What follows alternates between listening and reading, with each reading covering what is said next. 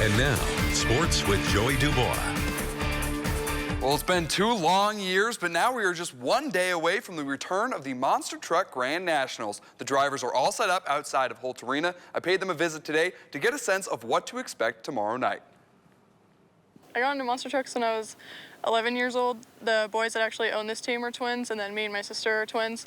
So we just kind of started following them around and then learned how to work on them, and then drove the ride truck for a few years, and then they put us into a race truck this last year. Kylie Wood knows that Holt Arena always brings the energy, and she says she feeds off of that as a driver. When you go to a show that has like very few people, you don't get as excited for it because there's not as much noise and excitement, but this show is supposed to be pretty big.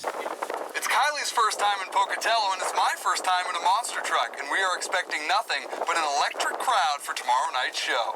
I expect a lot of people. It's probably the biggest indoor arena I've ever done, and so that's exciting. And while it's all fun and games between the drivers for now, Mike Phelps of Monster Patrol can't wait to get out there and compete.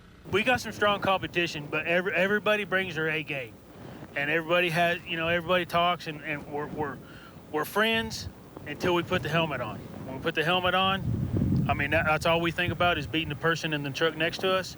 But ultimately, it's the camaraderie between competitors that keeps drivers like Phelps coming back. Say if I broke in racing, intermission, every driver out here will be on my truck.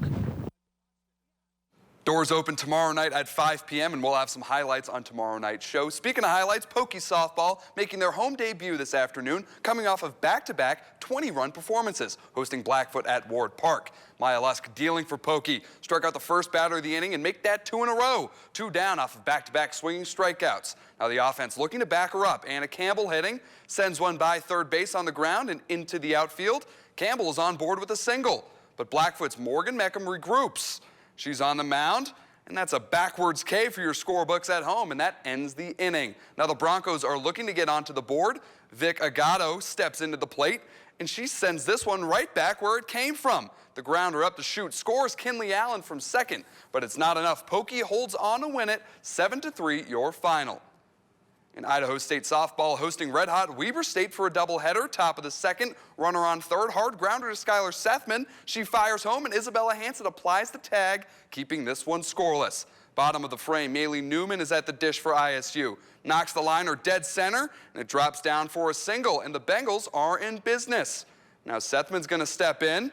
She had a homer later on in this one here. She sends a grounder in between the middle infielders. And now we got runners on first and second. They got all loaded up following a walk, but there's 2 outs, and Weber State's Arissa Henderson on the hill. She forces the ground ball. Shortstop Michaela Donahue gets the force at second to end the threat. Bengals keep both games close, but drop both of them. Final score in game 1, 4-2 Wildcats. Teams are back at it tomorrow at noon. And that'll do it for sports. Back to you, Matt. Thank you very much, Joe. Yeah, those monster trucks, they're big and they're loud. Oh, yeah. All right, thanks.